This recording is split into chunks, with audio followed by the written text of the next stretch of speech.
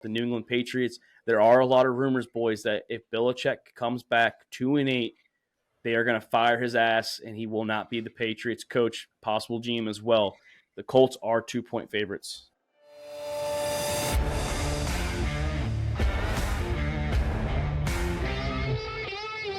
All About the Balls podcast with Mark Davis, Chris Meinhardt, Luke Rule, and Nick the Doc Skirkowitz. Welcome to All About the Balls podcast. I'm Mark Davis in the Sack House with a trio of the ages with Chris Meinhardt and Luke Rule. Chris, glad to have you back. I know you're serving this fucking beautiful nation we call America, and you know, the Saints have a big game this week. You know, way to honor America by playing the Minnesota Vikings and the new fucking hero of America, Josh Dobbs. So how are you feeling coming into this week? I'm feeling pretty good, Mark. Missed you boys last night. Had to do some stuff, you know, sit around, wait. But actually nervous. The Vikings usually have the Saints name. I don't know what it is, but we struggle. And not to mention now they have a running quarterback, which the defense struggles with running quarterbacks. So yeah, I mean, I don't know if he's traditionally running quarterback, but yeah, last week he definitely scrambled the ball pretty well against the Falcons defense. So we'll see what he does at home, first home game as a Vikings quarterback. Luke, big division game for you guys. The Ravens hosting the Cleveland Browns. Your first of your three home division games now, since like you said, you started on the road. So how are you feeling as you're about to host Deshaun Watson and the Cleveland Browns? Yeah, I mean, feeling good. I mean, it's a big game. Two of the top defenses in the NFL squaring off. So we'll see what offense can get the defense's name this week. Yeah, you guys, I believe, won 27-3 last time you guys played them. So yeah, but no Deshaun Watson last time we played. yeah, I think it's going to be a big matchup, especially with Deshaun Watson in there now. It's going to change the game up for sure. Going to be interesting for sure. But boys, I know we have some busy nights, so let's knock this out. We have some predictions to do here. Let's preview these games. No Doc, by the way. He's still battling that little cold he's got on. It was not COVID. He said it was a false test. So he would have been picking first this week, boys. He did go 11-3 and straight up, and he was 9-5 against the spread, so pretty good. He's now 86-50 straight up for the year, and he's 70-63-3 against the spread. Chris, you were 9-5, so you're gonna be picking first because of the virtue of you being first the previous week. So yeah, 9-5 last week. You're 8-6 against the spread, so pretty good spread this week. We all had good spreads, honestly. So now for the year, you're 82-54 for the straight up year. The spreads are coming back slowly. 61, 72-3. I went 9-5 last week and 9-5 against the spread, so same record both ways, and I'm now 84-52, 71-52-3 against the spread. And Luke's coming back to the pack, boys. He went 7-7 last week. He's now and also 8-6 against the spread. So now he's tied with Doc at 86-50 with Doc, and he's 70-55-1 against the spread. So Chris, we're back in there, man. I'm 2 behind Luke and Doc. You're 4 behind. So we're all within arm's reach with little, like halfway the season. We're on week 10. So hey, don't call it a comeback. Don't call it a comeback. Couple bad weeks for me. So Luke was on that fucking high horse, and now he's out there hanging up the donkeys, hanging out with Arnold Schwarzenegger's donkey. That's what you're doing, man. My picks were even worse on the app, so I switched them up. It was such a rough week. I know. I was like, I'm like, yeah, I got five right straight up in the app. Ooh, rough. I would love that one for this week. But no, I mean, I was like, damn, we did pretty good against the spread. We all had a winning record. So like, for a shit, and the same thing this week. This week's pretty tough too, I think. Very very tough now. Every week's tough now. Everything's getting closer. Chris's Survivor is going to start getting tougher because he used all those good teams in the beginning, and there's a guy that's got the Bills, the Lions, and the Eagles still, and the Niners, I believe, too. So he picked a lot of like decent dogs or like decent guys barely would think would win. So he's kind of in there. He's got some good teams he can pick. So he's got the Cowboys too this week. He can probably pick. Those big teams get upsetted. Look at the Chiefs last week. Oh yeah, the previous week, when they lost. Yeah, they lost the Broncos in Denver. But boys, let's start it off here. We have what looks like possibly the return of Justin Fields. He was a participant in practice on Monday, so it's either going to be Justin Fields or Tyson Bagent. We know that he's the backup. The Chicago Bears are hosting the Carolina Panthers on Amazon Prime. The Bears are 4-point favorites, Chris, coming into the week. Yeah, what a fucking shit way to fucking start the NFL week. Battle of the first round picks. We have Justin Fields possibly coming back. Bryce Young looking absolutely terrible out there. Carolina's allowed 36.2 points per game in their 4 road losses, so the defense is terrible. Not to mention they're losing 2 of their best defensive players right now, Burns and the other corner out there. And then big thing, DJ Moore. Hey, this is a revenge game for him. Carolina traded him away, so I think DJ Moore's going to have a hell of a game right now. I have Bears 28, Panthers 17. You said 28-17? Yes, I did. I did, Mark. Yeah, Chris, I like you said, it's a revenge game for DJ Moore.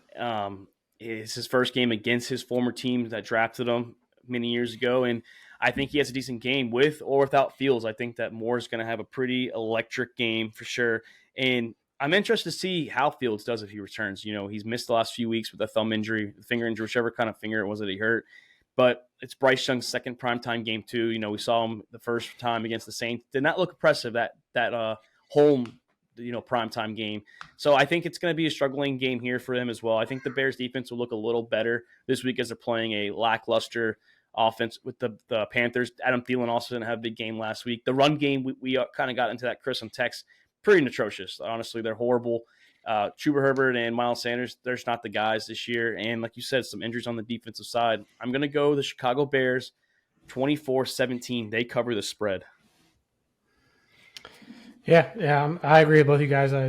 Doesn't matter who's at quarterback for Chicago. I think Chicago's a better team overall than Carolina. Bryce Young's still struggling. He threw 3 picks last week too. So I'm going Chicago with a better defense over Carolina, 21-17. Yeah, and Doc has the Bears 28-24. So he's going for a push right there. What was your score again? Look real quick. I'm sorry. I said 21-17. Same thing with you, guys. So you and Doc right there with the spread. But hey, ugly game, boys. Ugly game for sure. Way to start us off for the week. So, but moving on to the last international game of the year. Thank God, no more waking up early after this game for any regular season games. We have the Indianapolis Colts traveling to Frankfurt, Germany to play the host home team, is what you like to call it, the New England Patriots. There are a lot of rumors, boys, that if Belichick comes back 2-8, they are going to fire his ass, and he will not be the Patriots coach, possible GM as well. The Colts are 2-point favorites. Yeah, I mean, it'd be interesting. The Colts are the team that kind of started the Deflategate controversy. So it'd be funny to see if the Colts are the one to end the Bill Belichick reign over in New England. But I don't think that it's going to end. I think somehow Bill Belichick's going to get the team to rally and at least squeak out a close one here. I have Patriots 20, Colts 17. Yeah, it's one of these games, boys, where it's just not a very impressive game. The Colts offense last week, they did not really do much against the Panthers and Carolina. And their defense got 2 pick sixes from Moore. So, it's one of those games where I think the Patriots defense and the Colts defenses are going to be shining stars of this game. I think both defenses are going to eat Mac Jones and Gardner Minshew alive. And I think that there are going to be some maybe splashes of offense. You typically get that in an ugly game still. You'll have a guy break loose or a running back catch the hole. Could be Jonathan Taylor. Could be Stevenson. He had a big run last week. But like you, Chris, I have the Colts 2017. I think Minshew Mania, Minshew Magic, whatever you want to call him, is just going to be a little better than Mac Jones this week. Yeah, I'm going to be riding with Minshew Mania and Justin Taylor. I think they're a little bit better offense than New England shown, and defense is probably on par with each other, relatively the same.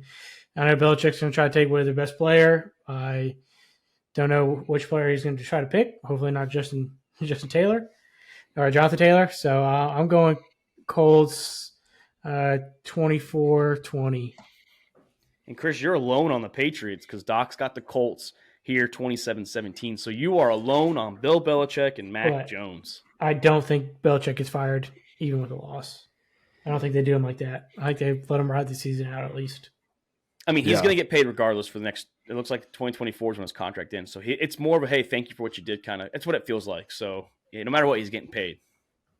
Yeah, I just don't see them firing him midseason just after how long he's been there. Especially as a GM and coach. Yeah, it's like, hey, how do you tell yourself you're fired? Like, hey, Bill, you're fired. All right, shit, thanks, Bill. The other Bill will take over. Bob. Robert Kraft comes down and fires him. Yeah, Robert Kraft. And it would be interesting. It would be so weird to see, honestly, that the Patriots not coaching by Bill Belichick. That'd be a weird It'd scene be to see, very, honestly. very weird if Harbs decides to take that job too. That was a big rumor that our buddy Jake Winnicott mentioned that, hey, maybe they just give Jim Harbaugh full control. That'd be very weird to see him wear a Patriot shit though. Ever since I've really paid attention to football, it's been Belichick there. I mean, I think it was 2000 he took over. Yeah. So, I mean, we were 5 years old whenever he was starting to become an NFL coach for the New England Patriots. So I know he coached before that, but yeah, it's always been Bill Belichick. It was weird seeing him come out without Brady, but I think it'd be just a little more weird to see no Bill Belichick on the sideline. Yeah. So, but let's move on to the Sunday 1 p.m. games. And this is a game that I think is going to be potentially the game of the week, and that is the battle of the two Ohio State quarterbacks. One transferred and went to LSU, but he started as a Buckeye. We have the Houston Texans, led by C.J. Stroud, phenomenal rookie quarterback, traveling to the jungle to face Joe Burrow and the red-hot Cincinnati Bengals. Chris, the Bengals are favored by 7 points. Yeah, I mean, Stroud's coming off a 5-touchdown performance. Huge comeback win for him to drive down the field in like the last minute. Great to see. The Texans are 4-1 right now against the spread as underdogs, but Stroud's also 1-3 in 4 road starts. So, I mean, the Bengals are coming off hot too. The Bengals won 4 in a row with a healthy Joe. Joe looks amazing, averaging 283 yards, 10 touchdowns, and only 2 interceptions.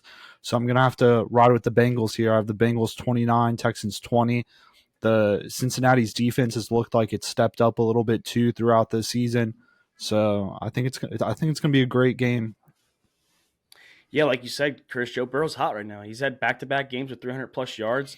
He's looked pretty good. He's found his rhythm. I know Joe Mixon kind of cooled off last week, but I expect Joe Mixon to get involved again. It was good to see T. Higgins as well get his career high or season high for the year at 110 for eight catches. So good to see my boy T. Higgins back. I have him in Dynasty, so love seeing T get going. But Jamar Chase, I mean, I guess he didn't have a great game to his standards, 4 for 45, but we expect maybe a little bit better of a game. And I'm interested to see C.J. Stroud facing a pretty good defense. I think the Bengals defense is underrated this year. They are getting to the QB. They are causing chaos out there. Like Luke said last night, their front line is pretty good on the defensive side. So it helps relieve the pressure of the secondary, which I still like Hill out there. I think Dax Hill from Michigan. He's playing pretty hot this year. He's one of the best players. Trey Hendrickson, by the way, local Florida boy from Apopka. He looked phenomenal. I know the Saints miss him for sure, but I do think it's going to be a game though. I think the I think the Texans cover the spread, but I think the Bengals win 31-27. I do think C.J. Stroud has a pretty good game. Not 5 touchdowns, 470 yards game, good game, but I think he has a phenomenal game and he shows why he should be the rookie of the year. Give me the Bengals though by 4. Yeah, I mean, a game like that's pretty rare for any quarterback in the NFL, no less than just a rookie. So, an impressive game last week from C.J. Stroud. I mean, this game's really a coin flip game for me. C.J. Stroud, both teams looking hot right now, offense and defense both playing well. I think I'm going to take the upset here. I'm going to go Houston in a somewhat of I'll take in a shootout 31-28. Surprise, surprise, Luke. You're going against the old Bengals once again, huh? Yep, got to bet against them. That's more of a heart pick, huh? That's more you just want them to lose type of pick. I understand. We understand. Hey, it's possible. I can see it happening, though. I would not be surprised. No, it's not that I can't. It's not that I can't see it happening. It's just I don't know. The Bengals is just that time of the year that they're pretty hot right now. And Doc agrees with me and Chris. He's got the Bengals 31-27. So we have Lone Wolf on the Houston Texans. Somebody's got to be the Lone Wolf. Hey, and if C.J. Stroud and them win this game too, the Texans are 5-4, and they're looking pretty for that wild card. But let's watch out for them. Yeah, let's look out for them. Moving on to the next game on the docket, that's the Green Bay Packers. God, they barely survived the Los Angeles Rams. They're traveling to Pittsburgh to face the Pittsburgh Steelers, who came off a Thursday night win against the Tennessee Titans. The Steelers are favored by 3 points at home. Yeah, I mean, Pittsburgh averaged 3.3 sacks per game. I mean, I think they're going to turn the pressure up on Jordan Love, make him make some questionable decisions over there. The offense for the Steelers, I'm still kind of questioning, but I have Pittsburgh all the way here. Steelers 21, Packers 18. I think it's going to be a close game, but I think Pittsburgh's going to be able to edge it out here. Yeah, I'm with you, Chris, here. I think this game is going to be ugly as can be, and we just don't know which Steelers we are going to get, honestly. And if we're getting the offense that, that Mike Tomlin says they play good in the fourth quarter, that's what he said about Kenny Pickett. He's a fourth quarter quarterback. So let's see if we can do it all 4 quarters against a pretty decent Packers defense, honestly, led by Jair Alexander and Kenny Clark. So I'm going to go the Pittsburgh Steelers 24-17. I think they cover the spread in this one. Yeah, I mean, I assume we're all going to be on the same page with this one, going to the Steelers. Steelers defense is they're clicking now. TJ Watt is a fucking game wrecker on the defense, so I'm pretty sure he's going to get after Jordan Love, young quarterback, first career season starting. So TJ Watt's going to be living in the backfield this week. So I'm going to go Pittsburgh 24-17. And Doc is with us, boys. He's got the Steelers 21-17. So we're all on the Steelers here. Guys, go Steel City. I'd love to pick against them, but I don't trust Green Bay at all. Yeah, it's tough. I thought they were going to lose last week watching the game. I was like, there's no way that they're going to find a way to win this game. I thought they were going to blow it against Ripon in the Los Angeles Rams. But moving on to what is now have been announced, Will Levis is the starting quarterback for the Tennessee Titans. Ryan Tannehill is the official backup for the week. He is healthy. He is there to play, but he is backing up the young phenom, Will Levis. They traveled to Tampa Bay to face the 1.5-point Tampa Bay Buccaneers, who are coming off a heartbreaking loss to the Houston Texans. The Bucs are 1.5-point favorites. Yeah, I think this is going to be a very close game. I also think it's going to be a toss-up game for me for sure.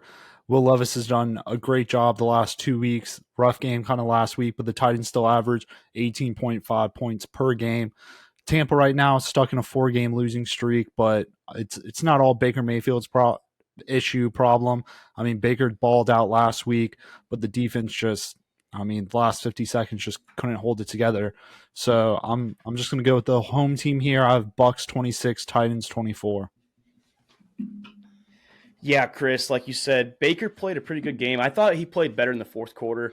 He got them a score with 46 seconds left in the game, and then C.J. Stroud did what he did. It took him 40 seconds and 2 timeouts to get down the field and lead them on a comeback win. And I think the Bucs are going to come here a little more pissed off this week.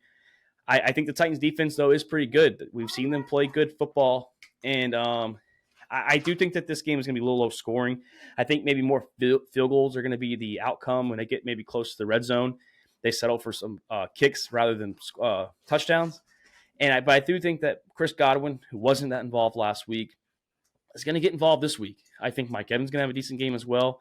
I expect Baker to outduel the young kid from the Tennessee Titans, Will Levis. But I like what I'm seeing from Will Levis. I think he's showing flashes. He's showing signs. And I get it. He didn't have a big game last week compared to what he did in Florida. Against Atlanta. But I do expect Will Levis to have good flashes against the Bucs defense. But give me the Bucs 23-20. Yeah, I mean, both Will Levis' starts both looked pretty good. Better game against the Falcons than first game, but he didn't play a bad game for the Steelers. Like, he was in position to win the game. Just he had a couple bad throws. I mean, that's probably him feeling the NFL pressure where he's got to make a drive happen, and his first time trying to make a comeback in the fourth quarter. So sucks for him that he threw a pick on that. But I think Baker Mayfield did everything he could last week to win the game. It wasn't his fault that they lost. It just ended up being the team that had the ball last won. It looked like both teams were just kind of going up and down the field on each other, and Tampa's defense didn't hold up. But I think Tampa defense will hold up against a rookie quarterback this week. So I'm going to go Tampa 27-24. Close game. And Doc is agreeing with us. He's got Tampa Bay Buccaneers 24-19. So we're all on the Tampa Bay Buccaneers, boys. I think this is going to be a pretty good game, though. Honestly, I'm excited to see this game. I'm a little anticipated. Hopefully Red Zone finds this game a lot, because that's what's going to be on my screen for the first games. But moving on, Luke, to the game of the week for you. The Baltimore Ravens are hosting the Cleveland Browns. We saw what they did last time with no Deshaun Watson. I believe it was 27-3. They are 6-point favorites at home in the bank. But Chris, start us off here. What you thinking? Yeah, I mean, I think this one's going to be Baltimore Ravens all the way. We saw what they did week 4 against them, but that was with DTR. Deshaun Watson's in, but the Ravens are just, the offense is clicking, the defense is clicking, and at home with the Baltimore, I mean, they've outscored their opponents 119-40. So I mean, home field advantage is real down there in Baltimore. And so I have this going to be a close game. I think it's going to be a late field goal by old Justin Tucker, but I have Ravens 24, Browns 21. Yeah, this game is going to be probably defensive just a little bit here. I mean, we have two of the top defenses in the league, boys, with the Cleveland Browns and the Baltimore Ravens. And I do think that the Ravens defense is playing at a high level right now. We saw what they did against the Lions a couple weeks ago. We saw what they did last week against the Seattle Seahawks. Just a field goal, like Luke said, off one play by DK, and they forced a field goal. And then, they won fucking 37-3 or something like that. It was a blowout. It was a massacre. And I think if the Ravens or the Browns had maybe a better quarterback, I hate to say that he's not the quarterback he used to be. I wish he was. I love Deshaun Watson in Houston and in Clemson, but he's just not the same guy he once was. I think there's just too much distractions going on, too much in his mind. He'll have a good game maybe every 3 or 4 games now, and that's not what we think of with Deshaun Watson like his early days. But Lamar's playing better football than Deshaun Watson. The run game, Gus Edwards is balling right now. Mark Andrews is a beast. And Zay Flowers is a pretty good rookie out there as well. I think just a little bit too much offense from the better offense is going to be the problem here. And I have the Ravens 24-16. I have them covering the spread and winning by 8 points. Nice. I like it. Yeah, I mean, this is going to be the battle of the defenses right here, and which offense is going to get that better push on it. I trust the Ravens offense a little bit more than Cleveland. Deshaun Watson had one good game this season against the Cardinals defense, so it's not really anything impressive for me. Plus, his one touchdown was a tip pass that he got lucky on. So I think Deshaun Watson will be playing a different defense this week.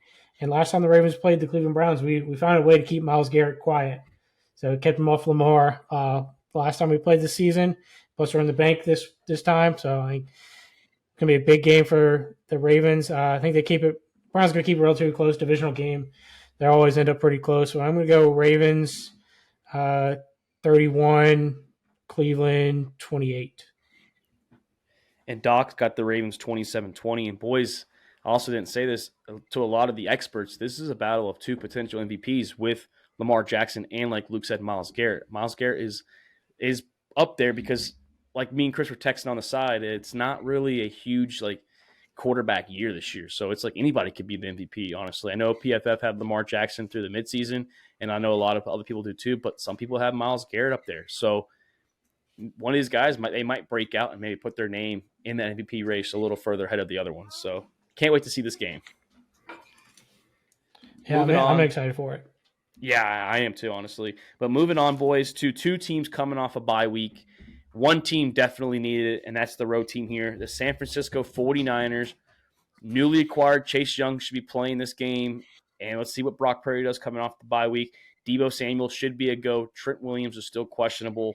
They're traveling to Duval County to face the red-hot Jacksonville Jaguars, who are, I think, riding the NFL's longest winning streak at 5 games. So something's got to give here. Chris, do you have the Jaguars or do you have the Niners? Yeah, I think this is easily going to be the best game of the week, honestly. I think Chase Young's going to help bolster that pass rush over there. Deebo coming back is going to be huge for Brock Purdy. I think they had the bye week right at the right time coming off that 3-game losing streak. Brock Purdy threw 5 interceptions through that losing streak, but Trevor Lawrence, 70% completion, 6 touchdowns, 2 interceptions through his little win streak.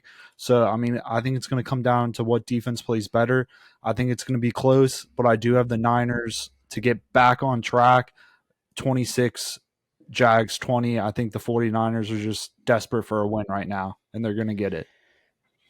Yeah, Chris, and that's kind of what I'm leaning towards too, is I just can't picture the San Francisco 49ers losing 4 straight games. And in these 3 straight losses, like you said, Brock Purdy's turned the ball over at a pretty higher rate than he was in his previous 10 starts as an NFL quarterback. And I get it, Deebo Samuel and Trent Williams weren't there, and Chris McCaffrey wasn't there for half a game against the Browns. But, You got to be better than this. Kyle Shanahan has to be a better coach than this. I think they use that bye week. I think that they're going to come out with a lot of fire, a lot of electricity out there in Duval County.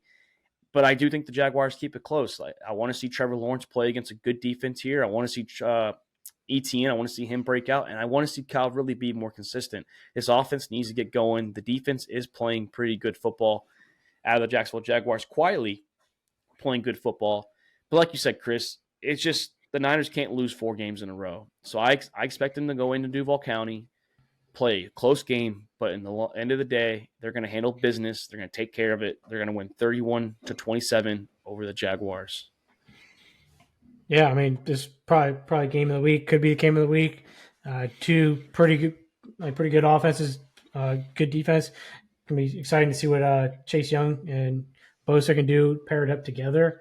Bye week hit at the perfect time. Chase Young, I'm sure he got a nice couple of weeks to learn the defense over in San Francisco.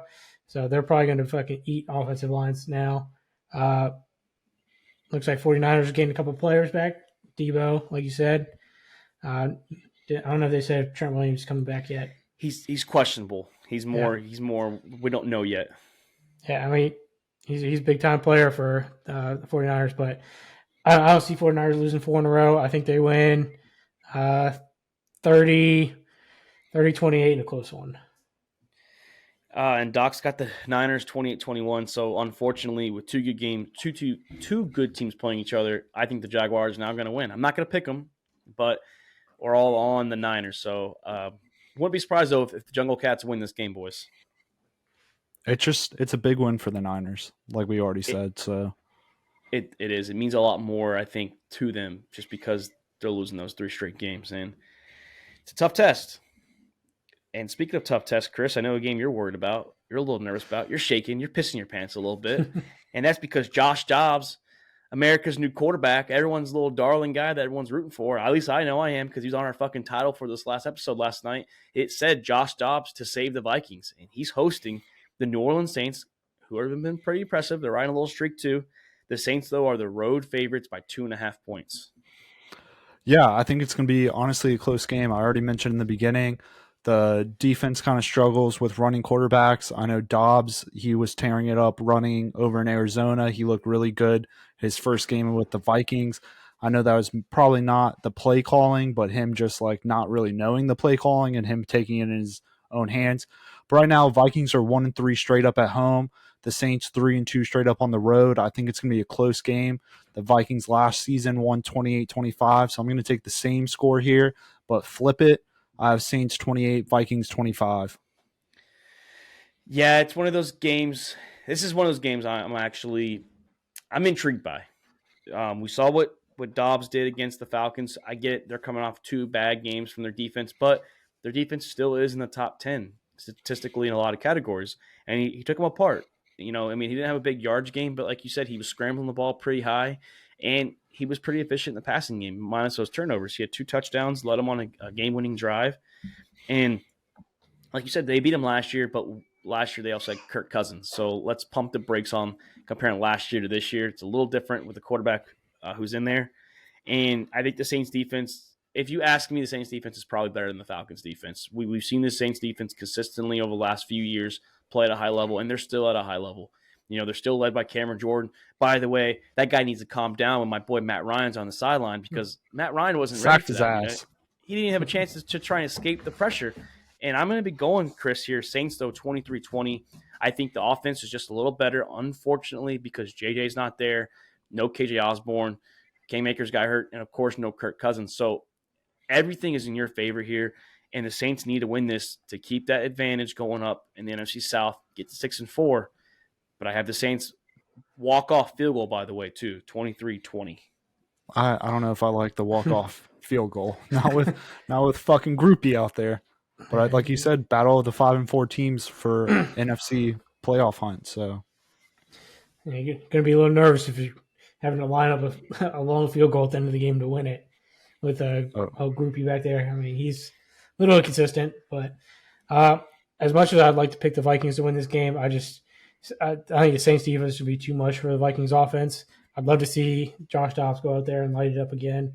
he's a good story for him. I mean, 5 teams in under a year that he's been on. He's learned the offense in all of them. The last 2 teams under a week, he's been on the team. He's started a game. So, and I don't think he won. He lost with the Cardinals, but still played well with the Cardinals. Played really good with the Vikings last week, but I think it's going to be the Saints game to lose here. So I'm going to go Saints 28-24. And Doc is with us too. He's got the Viking. Oh, I'm sorry. Actually, no, Doc's the lone wolf on the Vikings. He's got the Vikings 24-21. So he's going with the old darling story of Josh Dobbs leading the Vikings to victory to get to 6-4. I'd like to see it, but I just don't think it'll happen. He's salty about this past weekend. And Chris, if the Vikings win, you better expect Rizlo. He did it last year. I recall he did it last year. He was in the chats hammering you, by the way. So you expect it. The chats will be live if the Vikings win this game. The Bears did catch it. The Bears did catch the Saints early. Caught the Saints sleeping, and they had to wake up in the fourth quarter and get together. So I mean, after the 2 first drives, they scored 3 more points after that. So caught them sleeping. But you're going to be seeing a lot of skulls, man. You're going to see a lot of skulls. Can't wait for it. Can't wait for it. Oh. Hey, they're going to be fired up in Minnesota too.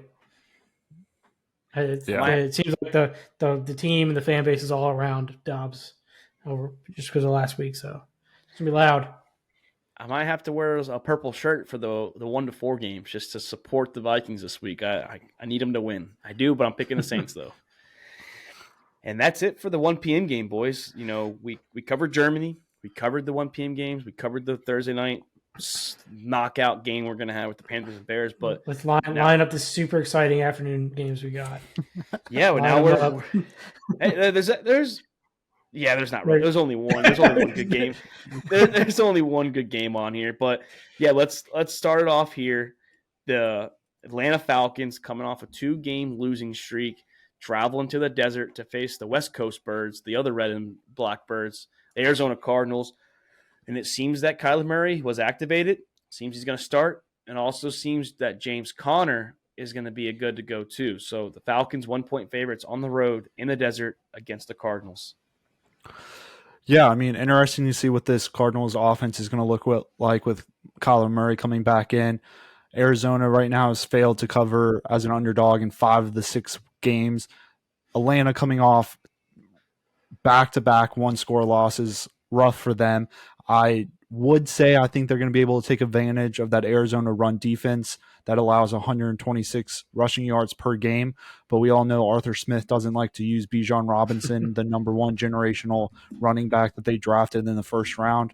So I don't know what Arthur Smith does with his weapons down there. But I do have Falcons 23, Cardinals 19. I think it's going to be a close one, and Kyler Murray trying to get back on his feet. And so this game is just shouting at me. It's a couple bad things going on here.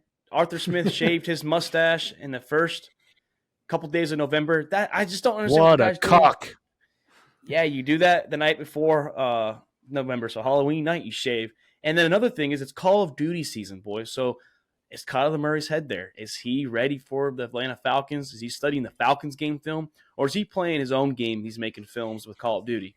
That's the real question here. And I think James Conner, he's pretty good back, and he's going to be back here. But like you said, Chris, the Falcons are ready to go.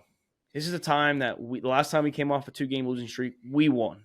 We caught a dub, and the Falcons are going to get back on track.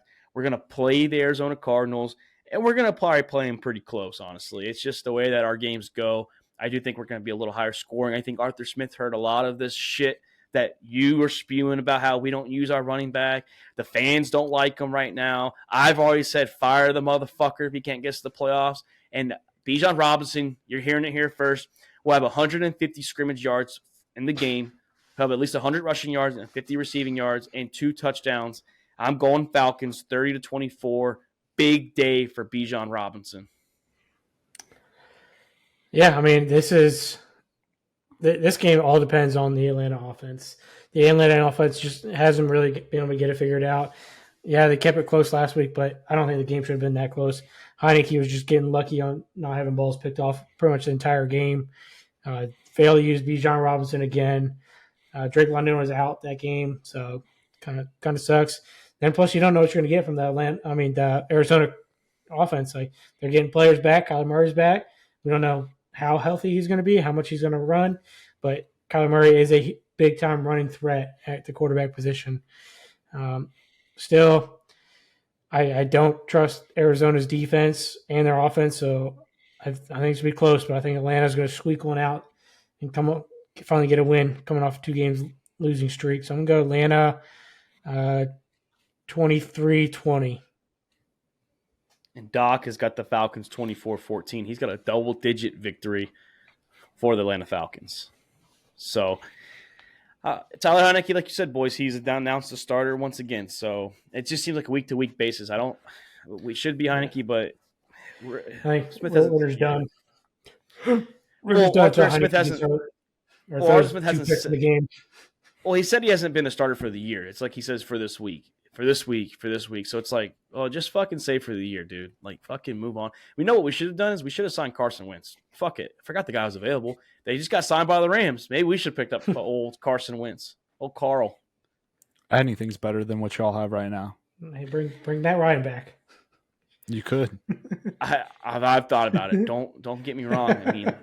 Don't get me wrong. After seeing what Matt Ryan did on the sideline, his face was like, shit, I'm glad. And he even said, he's like, I didn't know I was actually playing this week against old fucking Cameron Jordan. But let's move on to probably the best 4:00 game we got, boys, and that's the Detroit Lions coming off a bye week, traveling to L.A. to face the Chargers, who got a victory in Monday Night Football against the Jets. And the Lions are road favorites here. They're 2.5-point favorites coming off a bye week. So lead us off here, Chris. Yeah, I think the big thing right now to look at is the Lions are coming off a bye week while Los Angeles is coming off a short week. They played Monday. The offense did look a little lackluster. Justin Herbert, I don't know if it's that finger still affecting him or what, but the offense just didn't look what it should be. Keenan Allen, good for him. He surpassed that 10,000 yards as a Charger. So I honestly think this game's going to be a shootout for sure. I have Lions 33, Chargers 30. I think it's going to be a battle of the offense.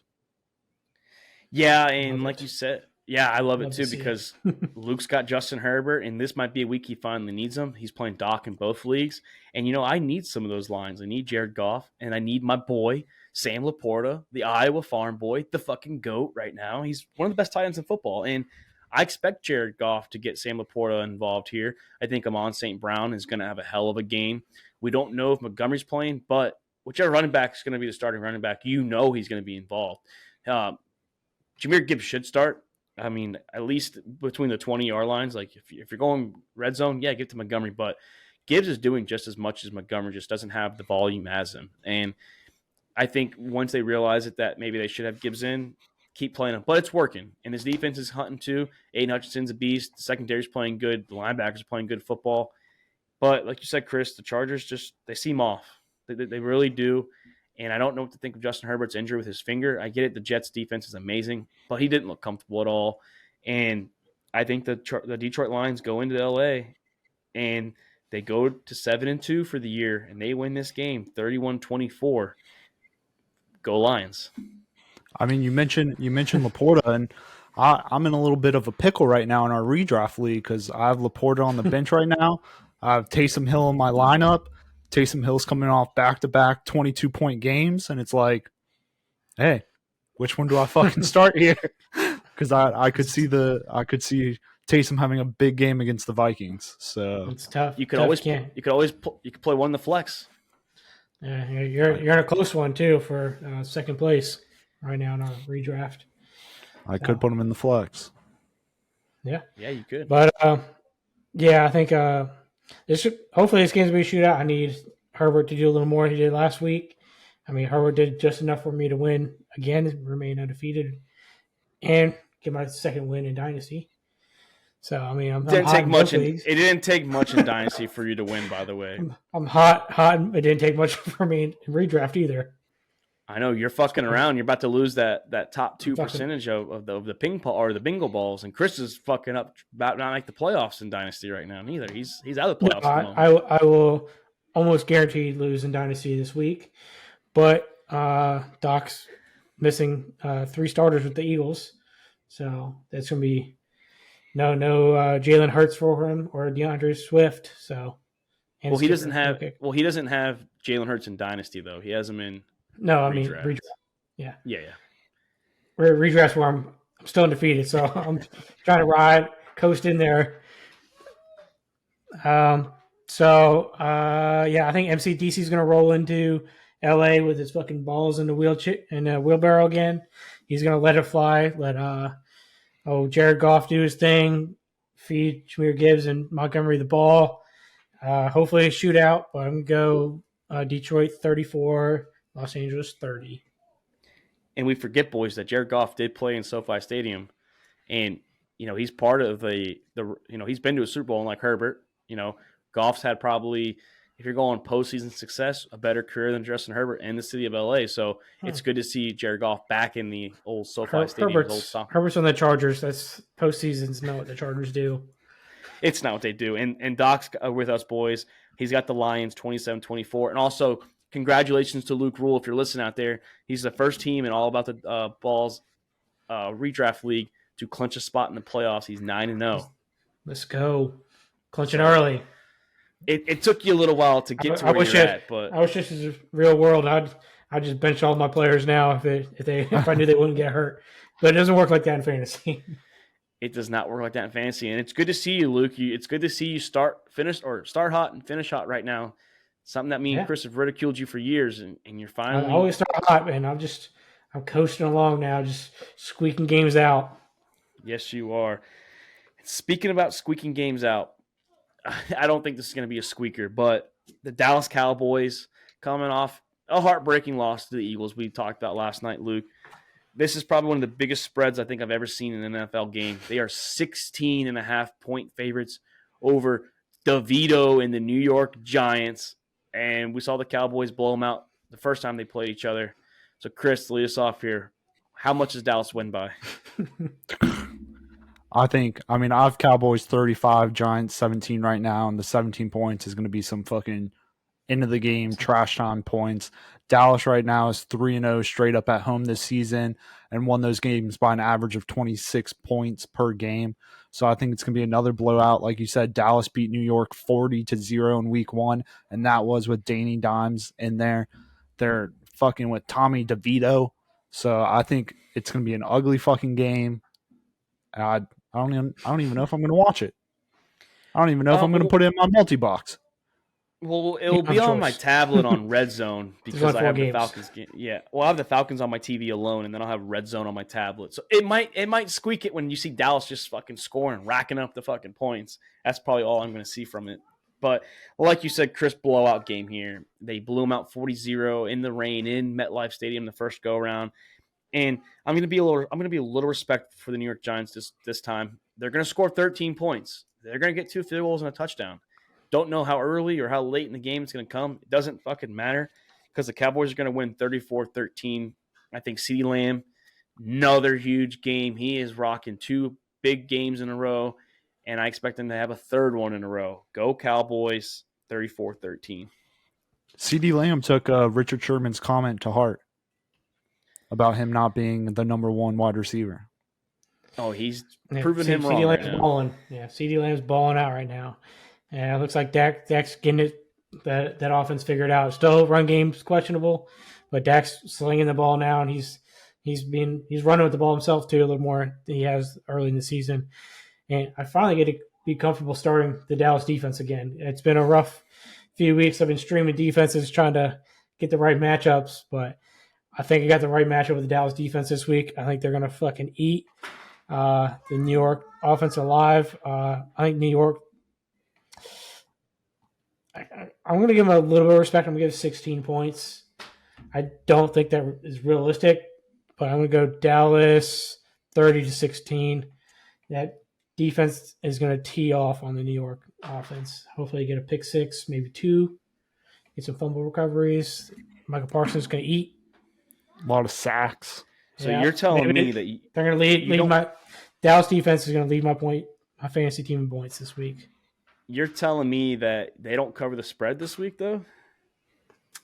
I mean, that's a big spread. I don't know. It is a big spread. Doc's got 34-10, and Luke, the first week against the Giants, the Dallas Cowboys defense had 35 points in fantasy. Yeah, I started them. So yeah, so I started them. Start them again this week. I mean, I already got him in the lineup. Sorry, Doc. Yeah, sorry, Doc. You're probably losing that one. I think the Cowboys game, he might get third of his points just right there off the Cowboys defense. Yeah, so going for win 10 this week. Whew, 10 in a row, man. That's pretty big if you do it. Yeah, but might be the only 10-win team. Oh, you the way the rest of the games are going. Yeah, you're like 3 games out of everyone else, I think. So yeah, you're pretty good right now. But moving on to the Washington Commanders, coming off a 20-17 victory in Foxborough over the Patriots, traveling to the Pacific Northwest to face the Seattle Seahawks, who got their asses destroyed and handed it to them. Like I said, a lot of storylines this game. Can Geno finally live up to that contract? He's had a rough year. Chris, where are you leaning? Yeah, I mean, Seahawks got humbled with Baltimore last week.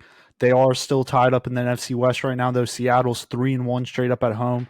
I think they're going to have to rely on their running game. I don't think Geno's the guy. I don't think he's the answer. Seattle right now averaging 115 rushing yards per game at home. So I think it's a good matchup against Washington, who has won 4 straight one-score games. But I think Seattle irks it out here. I have Seahawks 28, Commanders 24. Yeah, Sam Howell is quietly, I mean, I get it. He's had some questionable turnovers at times, and his line is the worst offensive line in football. He's the most sacked QB in the NFL, but he's number 2 in passing yards. He's having a good year. I mean, for what we didn't expect of him to be like this, and he is going to Seattle. Besides last week, the offense didn't put the defense in good spots. The defense has been hot the last 5 weeks, besides the week before. So can this defense get back on track, led by Leonard Williams, Bobby Wagner, Tariq Woolen, Witherspoon out there? You have Jamal Adams. This defense is loaded. They have talent all over the place, and their offense is good. Minus Geno Smith. This is the Geno Smith I've been expecting since the Jets days. And I don't know what Pete Carroll's allowing his offensive coordinator to do, but get Kenneth Walker involved, man. 2 weeks ago, you didn't use him that much, even though you won. And last week, you didn't get him involved early either. Get Kenneth Walker the fucking ball. That opens up the play action. That helps Geno Smith stay comfortable in the pocket. Maybe let him move around and play action. But I have the Seahawks win this game. Very close game, 26-20. I think the Commanders cover the spread. Seahawks OC and Arthur Smith must be friends. They're best friends, it seems like. Yeah, I mean, Seattle just can't figure out. I mean, the problem is Geno. Defense, they have a solid defense. I mean, yeah, I think they came sleeping against the Ravens last week, having to travel all the way to the East Coast. But guess what? They're back on the West Coast. Seahawks always play well at home, 12th man. And Washington's traveling from the East Coast to the West Coast, which losing a lot of time going back. So, gaining a lot of time. So, that jet lag is going to hit the Washington Commanders pretty hard, I think. So, going to Seattle just because they're the home team. They have more talent on their team. Give Kenneth Walker the ball. I'm going to go 28-24 Seattle. Doc's with you. 28-24 Seattle as well for old Doc. No, I'm interested. I think the Commanders, though, watch out. This is a potential trap game for the Seahawks. I think the Commanders could steal this game in Seattle, honestly. But moving on to an interesting Sunday night football game. Now we're getting to this great primetime action once again, like the Panthers and Bears. But how are the Jets always on fucking primetime? Money talks. Because there's a Aaron Rodgers. God, that's true, it's like too. Every fucking week they're on primetime. Well, they were anticipating Aaron Rodgers being there, and I still stand by that. I'm tired of watching the Jets play. So you have to flex out the Wednesday before the week. So they fucked up. You could have put the Niners and the Jaguars Sunday Night Football, or the Lions, Chargers. You could have done the Browns, Ravens if you really wanted to. Texans, Bengals. There's a few games that you could have had here, but come on, I'm tired of watching the fucking Jets. Well, you're going to see them one more week at least on primetime, and that's because they are 1.5-point favorites, and they are traveling to Sin City, Las Vegas, to play the newly Las Vegas Raiders, led by Antonio Pierce and Aiden O'Connell, Chris. Yeah, I mean, only second time in the season that the Jets are favored this season. I think And the Raiders players look like they're motivated playing under Antonio Pierce. Like you saw, they're in there smoking cigars in the locker room like they just won the fucking Super Bowl. I fully expect that Pierce is going to get a Big Apple sweep.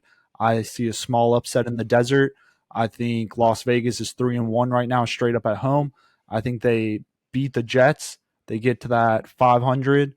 I have Raiders 23, Jets 18. Zach Wilson looked fucking atrocious. It was very bad. Yeah. And the funniest thing is watching Peyton Manning have to watch Zach Wilson on TV. I don't know if y'all watched the Manning cast, but that shit was funny. Yeah. Manning's had to break down Zach Wilson a lot this year. Yeah, poor Peyton. But Chris, it's going to be interesting to see Max Crosby go against the offensive line. This is a bad offensive line. It's just probably the weakest part of the. I mean, obviously the quarterback because they're playing with backup, but this O-line's bad. Max Crosby, one of the probably most underrated players in the NFL. He's always causing chaos. He's always wrecking the offensive line, no matter who the offensive line is. I don't care how good they are. He finds a way to get you usually in the backfield to get the quarterback. And I do think, though, the Jets are going to come here a little pissed off just because the way they got embarrassed by the Chargers. And I think that Zach Wilson will do enough. I think Breece Hall will do enough. And the Jets defense is going to eat as well. 23-17, Jets, Jets. No, I think I'm going to be riding with Chris on this one. Pierce has got this Vegas team. Looks like they're a team again.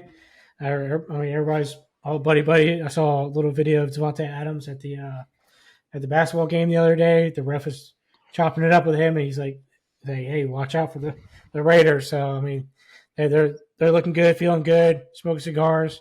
Max Crosby's going to eat Zach Wilson alive this week. So I'm going to go Raiders 24-17. It looks like I'm alone on the New York Football Jets as Doc's got the Raiders 21-20. So yeah, I'm alone on Zach Wilson. You just want to see Aaron Rodgers come back. That's all you want. 12-28, baby. You know, that's what I want. That's all you want. He said a couple more fortnights tonight or today on the Pat McAfee show. That's 4 weeks. I need the Jets to get Aaron Rodgers back. So is that 4 weeks away? The 28th? No, is it? That's December 28th. So fucking almost 2 months away. Less than 2 months away. That's like today. He said a couple fortnights. A fortnight is 2 weeks. He said a couple. 2 plus 2 is 4. Yep, that means he'd be coming back in December, very beginning of December. There's so many rumors going around on when he's going to come back. Well, so this wasn't a rumor. This came out of his mouth. So I mean, that's yeah. That's he also told me. He also told us that Eli Manning and him are playing catch that Monday night game, and that didn't happen either. He did fib on that one. Yeah, Manning, he did lie to us on that one. That may not have been his fault because Manning didn't show up. It was also raining, and he said he understood why he didn't go out there. But no, I do need Aaron Rodgers to get back though, so my Super Bowl prediction can still hold in check. And maybe he does come back and lead him to a Super Bowl and win. And you know, I didn't say how he was going to get the win. I didn't say he was going to get hurt and come back, but I did say Jets with Aaron Rodgers win the Super Bowl. So that's all that fucking matters at the long end of the story. As long as he wins the Super Bowl, I don't care how he does it. Well, unless the Falcons win, but that ain't happening. Not this year. Not anytime soon. We still got to play Aaron Rodgers or the New York Jets. So let's play him. Let's be the last week before. I don't want another quarterback returning against us. So let's fucking chill out there. There's something in there when you don't have film on quarterback returning or starting against you guys for the first week. We could have all the film on Aaron Rodgers, and he'd still wipe the floor with us with the Jets. You don't have Jets film. Well, yeah, we don't have that. But Chris, Luke, last game of the week, Monday Night Football in Orchard Park, Buffalo. The Bills are hosting the Denver Broncos, who are coming off that upset victory at home against Patrick Mahomes. The question is, can they go into Buffalo and upset Josh Allen, who are coming off a Sunday Night Football loss, 24-18 to the Bengals? The Bills are 7.5-point favorites, Chris. Yeah, no, I really juggled between this game, and I really want to go Broncos here. I can see them coming in and upsetting the Bills. They took in a 2-game winning streak into the bye week, like you said, Mark. Buffalo Bills coming off Sunday night loss against the Bengals. Buffalo, though, is 4-0 straight up at home. So I'm going to have to go Josh Allen here right now, but the Broncos are 3-1 when they have only one turnover or less. So if Russ can limit those turnovers, then him and Sean Payton can cook together and have a little upset. I really want to pick the Broncos, but Bills 27, Broncos 20. Flip it, man. You can always flip it anytime before the end of the show. So you have a couple minutes to think about it. I'll probably fucking flip it on picks. No, picks, yeah. Well, make sure you have points for that game, too. But like you said, Chris, Bills coming off a loss. They have not looked impressive since the London game, honestly. I mean, I get it that they did beat the Giants, but it wasn't impressive. I forgot who they lost to the week before the Bengals, but they're not riding hot right now. And this is the perfect game to pick them because Josh Allen and the boys are going to come pissed off, ready to play. I do kind of can smell an upset here with Russ Wilson and Sean Payton and the Broncos. The defense is playing a lot better for Denver, and that was what we thought was going to be good all year. Earlier in the year when they had those bad games, the defense was bad. And this is the defense that we expected. And I do think that they keep it close. I think they hold Josh Allen in the mid-20s, but I just don't think the offense is going to do enough to win this game. I do have the Broncos keeping it within the spread, though. I have Buffalo 24-17, just a little bit too much Josh Allen and the diva named Stephon Diggs. Yeah, I mean, I think this game's pretty close, but Buffalo at Buffalo – probably be some pretty cool temperatures, but I mean, nothing Denver's not used to. But Buffalo's a different team once they play in Buffalo. Like, that fan base is crazy, so they're going to be coming pissed off. Teams be fired up. I mean, this almost feels like a must-win game for Buffalo at this point because they're already outside the playoffs as it is. If they go another game down, it's going to be a tough road to get back into the playoff picture. But I originally had Buffalo missing the playoffs. I think Buffalo pulls this game off, but I think it's going to be close. I'm going to 24-20, Buffalo at home. Just give them the home field advantage, and Josh Allen's going to be pissed off. I still think he throws up a punt at some point during this game, but they still pull off the win. Buffalo needs to make it to the playoffs so we can see playoff Lenny. That's all I'm rooting for. I don't know when he looks in shape. Like, his fucking legs are massive. He's cold, though. He's cold. He cut his shorts so fucking short. Doc's got the Bills 34-23, so we're all on Buffalo. Haven't seen him getting activated to the active roster, so I don't know when he's going to start playing. That's good, though, that we're all on Buffalo. That way, if Broncos do win, we all took the L for that one. And just I won't switch it. You're wanting That's the Broncos. Last game of the week, so I mean, if I'm game out, I have to switch that one. Yeah, if I'm a game out, I'm probably definitely switching to Buffalo or Denver on the app. I wouldn't do that here, but boys, if I'm a game ahead, I'm switching Denver. Fuck it. Go for the secure win. Go for the secure win. But then you always got to. Some of those guys don't forget to change the game, so you don't want to fuck yourself neither. That's the problem you run into. Is some of these guys don't change it. People that I actually wouldn't mind seeing win, I would say, hey, you might want to change your pick to here just to give them the nod, just to cause chaos. But you should do that for scores also. But I mean, that's a story for another day. Hey, the scores are right underneath the game, so I'm telling you to pick it's kind of picks. hard to see. It's kind of hard to see when you're going through picking them. I usually pick right before I go to bed at night, just make sure I'm nice and good. I just scroll.